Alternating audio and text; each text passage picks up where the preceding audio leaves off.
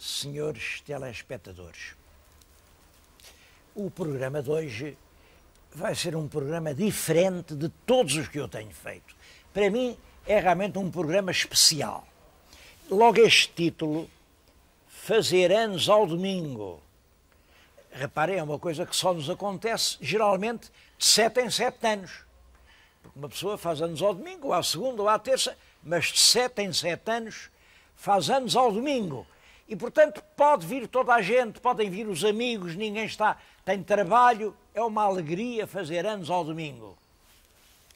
Meus queridos amigos, hoje, domingo, 3 de outubro de 1999, eu faço anos. Estou, portanto, a viver essa alegria de fazer anos ao domingo. É claro, o meu telespectador diz, o que é que eu tenho com isso? O senhor faz anos? Bom, o senhor não tem, mas eu tenho. E como sabem, eu procuro que estes meus programas se caracterizem por uma sinceridade completa. Eu só lhes digo o que sinto, o que está dentro de mim. E neste domingo, confesso, a coisa que realmente me domina é esta coisa comezinha e insignificante. Estar a fazer anos. É que não são uns anos quaisquer, não julguem que são assim uns anos anónimos, uns anos obscuros, não. Eu estou a fazer 80 anos. 80! Ei, o povo até diz, ou 8 ou 80. E o Junqueiro tem 80 anos, bem burrito, era aquela velha moleira que ia para o moinho, 80 aparece assim, com uma idade de Matusalém, uma coisa, 80, então, mas esse homem com 80 e ainda está para aí a falar. Meu querido e jovem telespectador, tudo é relativo, tudo é relativo. Para vocês, que vão nos 20, nos 30, nos 50, 80, parece imenso. Pois vou-lhes fazer uma confidência. A mim, sabe-me a pouco. E para verem que 80 não é assim tanto, eu quis fazer este programa na companhia de um querido amigo, de um dos meus mais queridos amigos. Querido amigo pela família, ele é irmão da minha mãe. Ele chama-se José e é por ele se chamar José que eu também sou José. É o meu padrinho da pia batismal. Ora bem, o meu tio José tem mais 25 anos do que eu. E meio, se me dá licença.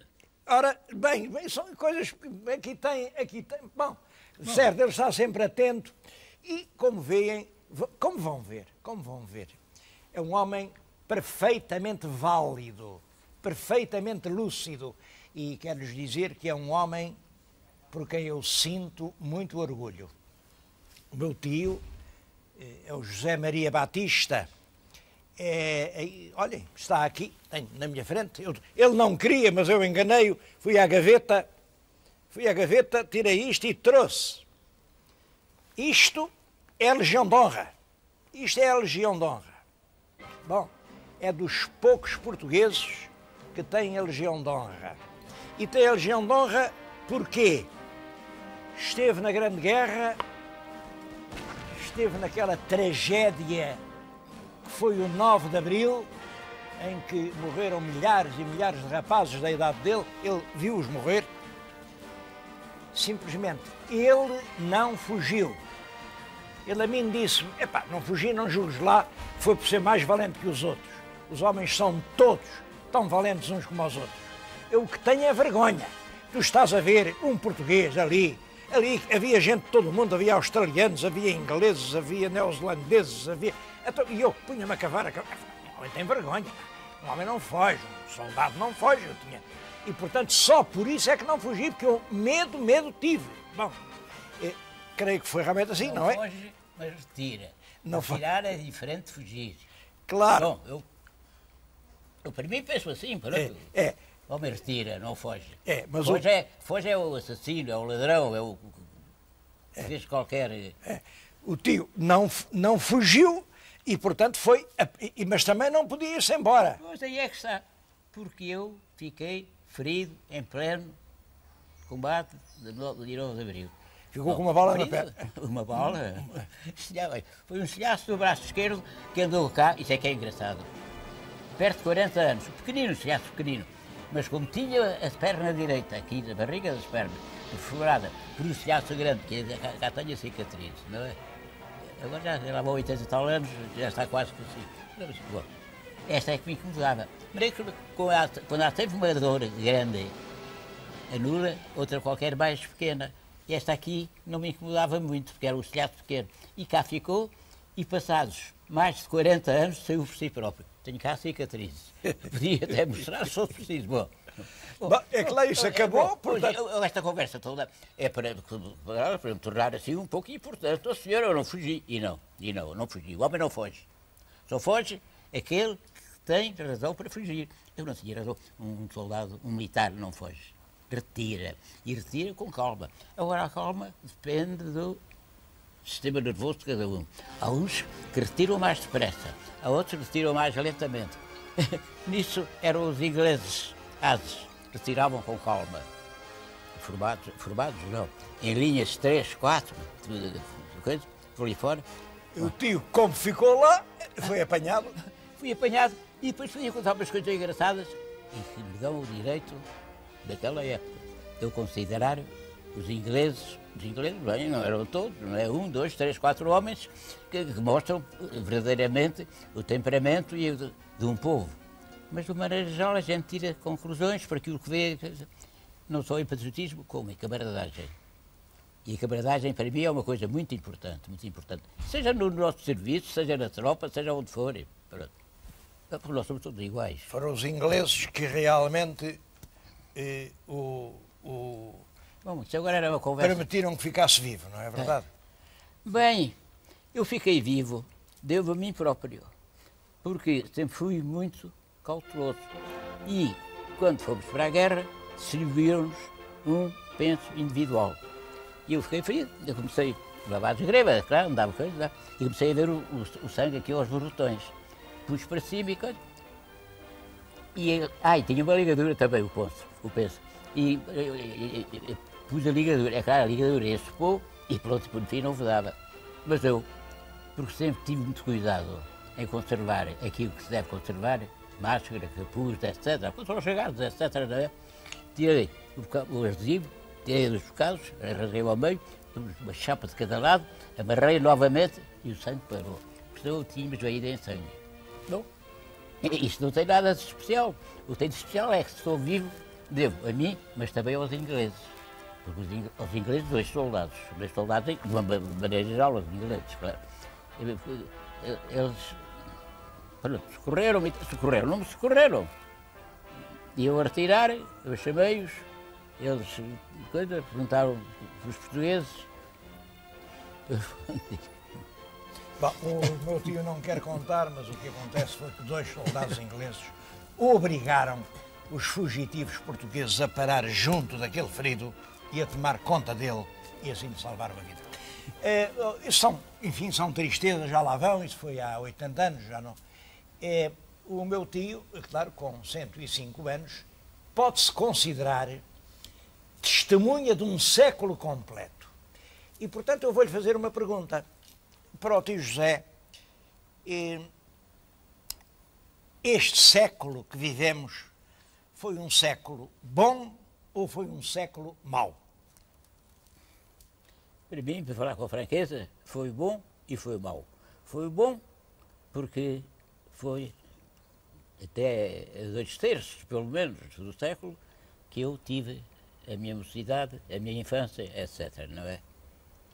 Mas a vida era gostosa nesse tempo. Não havia as coisas que há agora, não havia essas reformas, Bem, mas havia disciplina, havia ordem, havia coisa. Foi mau, porque, como disse, portanto, havia dificuldades na vida. Os ordenados eram baixos, muito baixos, etc. É assim, pronto. Mas isto toda a gente conhece e escuta estar a explanar coisa. Hein? Portanto, bom e mau, claro. E é claro que é uma pergunta que faço a todos os telespectadores, é a altura de deitarmos balanço ao século que vivemos. Estou a falar a muita gente que já também tem idade e que assistiu a muita coisa. Estou a falar a gente muito nova que só viveu, enfim, a última parte do século, quando as grandes mudanças já estavam dadas. Bom, e esta é uma pergunta. Quais foram as grandes mudanças do nosso século? É claro, há grandes mudanças materiais que toda a gente vê. Toda a gente vê. Qualquer pessoa sabe. O betão armado, as primeiras construções de betão armado em Portugal são cerca de 1900. O betão armado permitiu fazer casas completamente diferentes, cidades diferentes. O aspecto das cidades alterou-se completamente com o betão armado. O petróleo, o nosso século é o século do petróleo. O petróleo deu a gasolina deu os transportes dos automóveis, e os automóveis, evidentemente, também mudaram o aspecto do mundo. Bom, mas o petróleo é só um aspecto de uma coisa muito mais importante. É a energia. Olha, enquanto começou o século, é claro que já havia energia elétrica, mas pouca gente tinha luz lá em casa. A energia elétrica aparece nas duas últimas décadas do século XIX, mas o nosso século é que é o grande século da eletricidade até aos anos 50 e depois o século da energia nuclear de então para cá. E reparem, com essa energia o mundo ganhou uma força que não tinha. Pode-se dizer que hoje uma só central termonuclear produz mais energia num dia que todos os músculos do homem durante o ano inteiro. E como é a energia que trabalha, com mais trabalho há mais riqueza. O nosso século é, em toda a história da humanidade, o século em que o aumento da riqueza humana foi maior. O tio sabe, quando o tio nasceu, quem é que tinha automóvel? Ninguém. Quem é que tinha telefone? Ninguém. Quem é que tinha tapetes no chão? Ninguém. Quem é que... Nada. Um homem tinha um equipamento pobríssimo. Um homem, no fundo, se tivesse um par de botas e um fatito lá de 5 em 5 anos. Era mais ou menos... Bom, agora, reparem, a mudança é enorme. Mandava-se voltar os fatos, etc. O fato mandava-se virar, é claro, para durar 2 vezes. E as botas iam muitas vezes ao sapateiro. Havia desde o salto até às tombas, até às raspes. Tudo isso acabou porque hoje realmente há muito mais dinheiro. Bom, também é verdade que nunca a riqueza esteve tão mal distribuída. O século XX é um século em que, ao mesmo tempo, aumentou em flecha a riqueza dos países ricos e desceu até abismos inconfessáveis a miséria dos países pobres. Eu acho que nunca houve tanta desigualdade no mundo. Isto são mudanças que se veem. Também há as grandes mudanças políticas. O aspecto do mundo é completamente outro. Quando o meu tio foi para a guerra, quando saiu daqui, rapaz, contente, ia para a guerra, ia servir a pátria. Contente não ia, mas vamos lá. Também não ia muito triste. Também não, é claro. Eu sabia para o que ia. Era o tempo dos impérios. Nessa altura, no mundo, havia o Império Germânico, com o Kaiser, que queria dominar o mundo.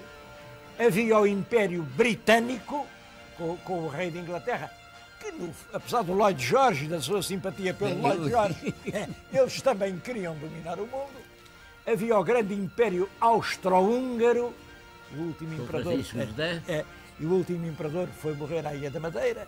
Havia o Império Russo, o Império do Czar, e havia o Império Otomano, que era o Império Turco, que ocupava uma grande parte da Europa. Era o tempo dos impérios.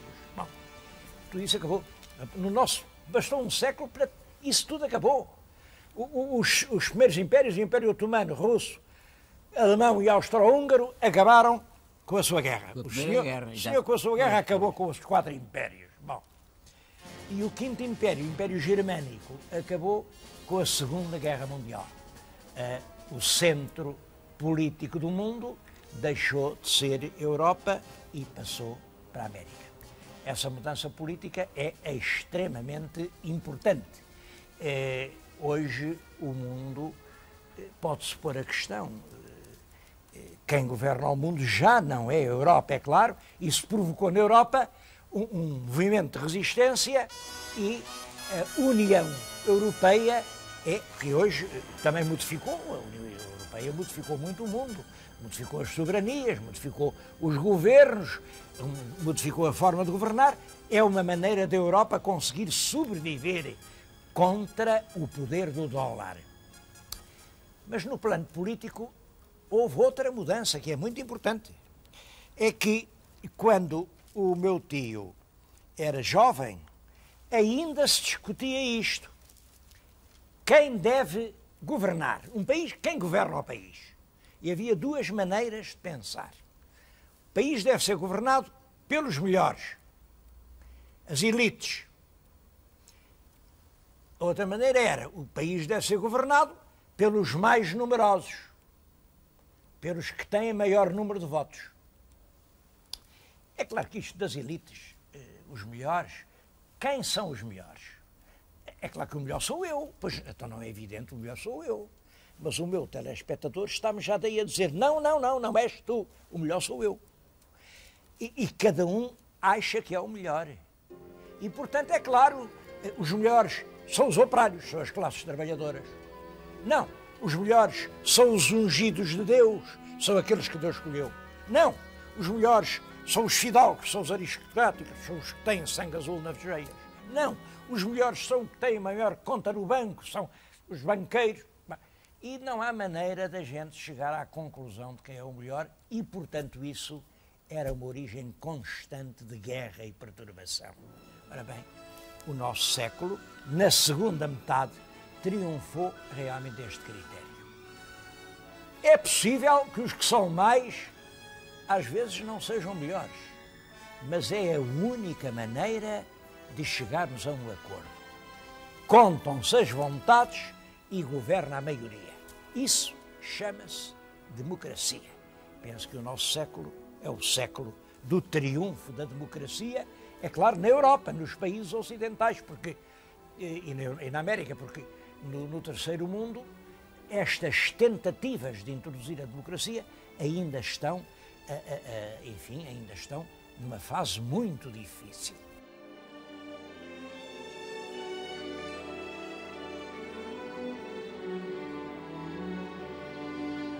Nunca ouviu dizer, quem não trabuca não manduca? Ganharás o pão com o suor do teu rosto? É preciso trabalhar para viver? Isso hoje não é verdade. Essa coisa do suor do rosto não serve para nada. Quem suar muito, podem crer que come pouco. Hoje, quem come mais, trabalha pouco. Hoje o trabalho já não tem importância. O que é importante é o dinheiro. Essa é uma mudança extraordinária, mas deu-se isso. E a civilização do trabalho, que era a sua, trabalhava todo dia, eu lembro-me, porque eu era afilhado. E eu lembro-me muito com isso. Lembro-me E a gente aprende muito quando é garoto. E com a sua maleta e almoçar na casa da avózinha, tudo isso. Trabalhava-se de manhã à noite. Trabalhava de manhã à noite. Hoje já não é assim. Hoje não é assim. Hoje estamos na civilização do lazer. E o lazer fez surgir 2 das realidades mais importantes do nosso século. O desporto move multidões, o desporto. Há milhões e milhões de pessoas a ver uns rapazes dar uns chutes numa bola. E o turismo. Hoje há dezenas de milhões de pessoas a viajar para se divertir. O turismo.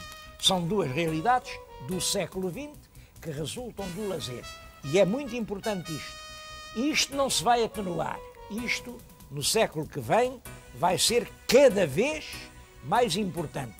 É claro que isto teve uma consequência enorme.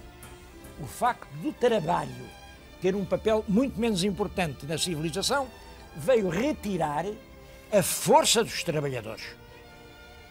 Os trabalhadores que em 1900 podiam dizer a sua vontade e impor as ditaduras dos trabalhadores, no fim do século, a verdade é que quem trabalha são os computadores, são as máquinas, e quem manda nas máquinas são os donos das máquinas. E isto provocou a ditadura do dinheiro, a ditadura do dólar. Eu acho que quem hoje governa o mundo é o dinheiro. É claro que há muitas outras coisas importantes. É evidente que a energia nuclear foi muito importante, com a bomba atómica, por exemplo, e tudo isso tem importância. É claro que o poder ficou aliado ao dinheiro e também isso tem um efeito, é que quem tem o poder tem o dinheiro e tem muita maneira para convencer os outros. Apareceu a propaganda, apareceram os grandes meios de comunicação, as opiniões são fabricadas à custas de milhões de dólares e, de certo modo, os homens, muitos homens, deixaram de ser capitães da sua própria alma. Hoje a opinião é explorada como um filão de ouro. Bom, estas são as minhas ideias da mudança do mundo no nosso século, mas há muitas outras opiniões, são todas tão boas como a minha, e sobretudo não me esqueço de uma coisa: os meus queridos telespectadores estão emocionados, não é com esta minha arenga, não, é com a presença de um homem que vai entrar no 3º século da sua existência. Mas vai entrar, e que mantém toda esta lucidez e toda esta inteligência. E, portanto, são as palavras dele que querem ouvir. Tio José, diga-me agora, para si, quais foram as coisas boas e as coisas más deste século que é que está a acabar? A vida está de tal maneira que é difícil conseguir-se que a mensagem seja realmente realizada.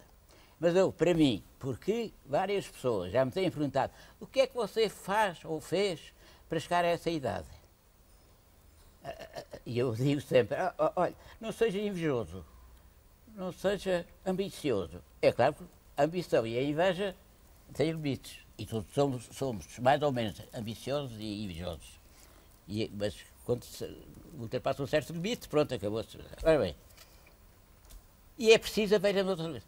É a honra, a pátria e a família. São 3 palavras que estão cá no meu coração. Honra, pátria e família. O que é honra?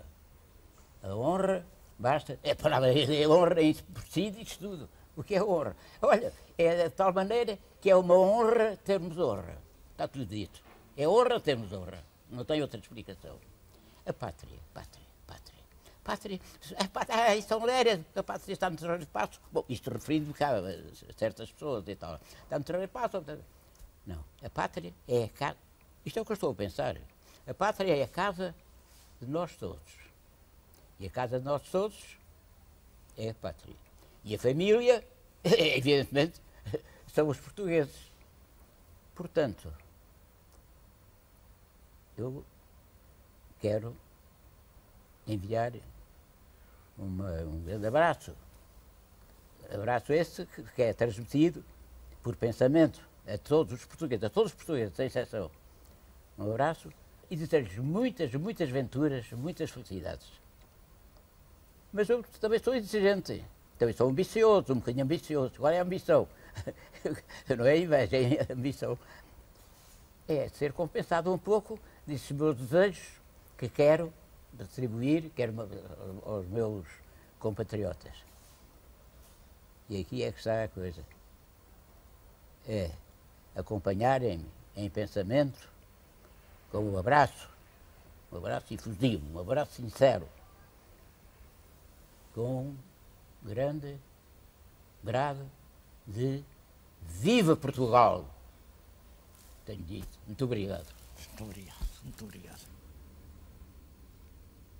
Como veem, ele é mesmo meu tio. É o tio a quem eu saí.